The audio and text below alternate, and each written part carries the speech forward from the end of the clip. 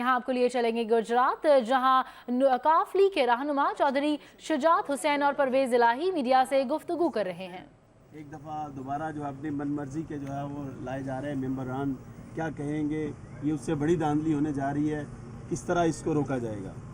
दरअसल ये election commission का जो किया जा रहा है सिलसिला, ये धांधली का अभी इब्तिदा शुरू की है, इन्होंने शुरुआत की है कि अभी से धांधली शुरू कर। ये होना ये चाहिए कि ये सेनेट में जैसे कि नेशनल अमेरिका में होती है, जो दूसरे मुल्क में होती है कि सेनेट या नेशनल असेंबली की कमेटी बने, कमेटी इंडिपेंडेंट हो, उसके सामने ये लोग पेश हो के अपना मौक़िफ़ बयान करें, फिर इनको इलेक्शन कमीशन में मुकर्रर किया जाए। ये बिल्कुल नाजायज़ हो रहा है जो कुछ भी किया जा रहा है। और इसके अलावा मैं ये कहना चाहूँगा कि ईद के मौके के ऊपर हुक्मरानों को, ख़ास तौर के ऊपर सूबाई हुक्मरानों को, कि वो अल्लाह ताला को हाज़िर नाज़िर जानकर, और जो हरकत अब उन्होंने शुरू की हैं कि DC और DPO कहना शुरू कर दिया कि आप फलाई कामों के ऊपर पैसे इकट्ठे करें और पैसे इकट्ठे करके उन्हें पहुँचाएँ, ये बिल्कुल नाजायज़ है। नाजायज़ बात ही नहीं, सिर्फ ये गुनाह भी है, जो गुनाह कबीरा, जो गुनाह जो मरतब हो रहे हैं। मेरा ख्याल है कि ये कोई काम नहीं करना चाहिए कि पार्टी फंड के लिए इस्तेमाल करें। फलाई कामों का नाम लेकर यहाँ पर अब DC और DPO या दूसरे अफसरान जो हैं, यहाँ पर थानेदार तक भी लोगों को अप्रोच किया जा रहा है कि हमें हमारी मदद करें, क्योंकि हमें ऊपर से हदायत हैं कि हमारा कुछ न कुछ किया जाए। तो इन चीज़ों को रोकना चाहिए और इस मौके के ऊपर उन्हें चाहिए कि अल्लाह ताला से तौबा करें तो वो ऐसा काम नहीं करेंगे। अच्छा सर, ईद है और तमाम जो हुक्मरान हैं जो इक़्तिदार में है वो भी बाहर ईद करने गए, पाकिस्तान किसके सर पे चल रहा है? हुकूमत किसके सर पे है? हुकूमत कौन चला रहा है? अल्लाह के सर पे। अल्लाह हुकूमत अल्लाह ताला के हाथ में दी हुई है, बाकी किसी के हाथ में नहीं। बाकी किसी अच्छा सब जिस तरह आपने बताया अभी, जो बल्दियाती इंतखाबात के बाद अब बल्दियाती नुमाइंदों को एक ड्रामा किया जा रहा है, उनको बुलवा कर DCO साहबान और DPO साहबान लेक्चर दे रहे हैं क्योंकि आप तसल्ली रखें, आपको इक़्तिदार मिलेगा आपको। ये क्या है? इनको मेरे ख्याल से कोई इक़्तिदार तो इन्हें जो इख्तियारात तो नहीं मिलने वाले, तो ये सारा आप क्या समझते हैं इस हवाले से? इख्तियारात में कुछ भी नहीं मिलने वाला। अच्छा, इन्हें कुछ नहीं मिलेगा फ़िलहाल। अच्छा, चौसा से बात कर लीजिए। जी चौसा साहब, क्या कहेंगे आज ईद के पनामा लीग से पहला? हाँ जी, पहले पनामा लीग। सबसे पहले तो जो वाक़या हुआ है वहाँ सऊदी अरेबिया में, कल शुजात साहब की भी बात हुई, मेरी भी सऊदी सफ़ीर से बात हुई, और हम वहाँ जो हादसा हुआ है, मैं ये समझता हूँ कि मुसलमान हो ही नहीं सकता जो इस तरह का काम करे, और पूरे दुनिया के मुसलमानों को इस वाक़े ने हिला के रख दिया है।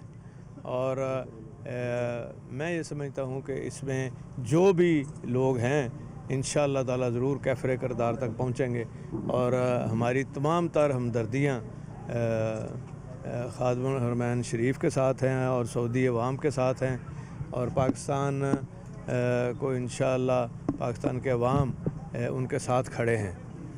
अब जो सिलसिला है पनामा लीक्स वाला, पनामा लीक्स के हवाले से ये तो अब बिल्कुल हुकूमत की तरफ से तय है कि वो तहकीकात नहीं चाहते, और ये मसला जो है उनकी तरफ से तो ख़त्म है।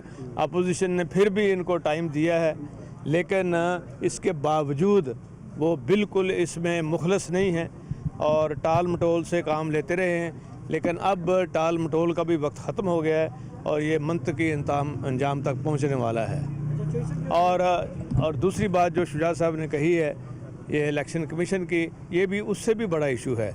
ये सारे इश्यूज़ इकट्ठे हो रहे हैं, और ईद के ख़त्म होने के बाद इंशाअल्लाह सारी जमातें जो हैं, सियासी जमातें एक प्लेटफॉर्म पर नज़र आएंगी अवाम के हकूक़ के लिए और पनामा की तहकीकात के लिए।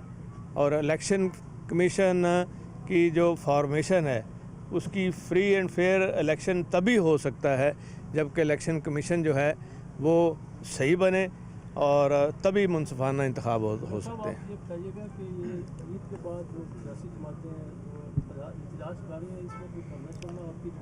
देखें जी, सारी जमातें पॉलिटिकल जमातें इंशाअल्लाह ताला हुकूमत के ख़िलाफ़ इकट्ठी नज़र आएंगी। जैसा एक आम तासर यह है कि वज़ीर-ए-आज़म मुल्क वापस नहीं आ रहे, तो क्या वो वाकई नहीं आ रहे?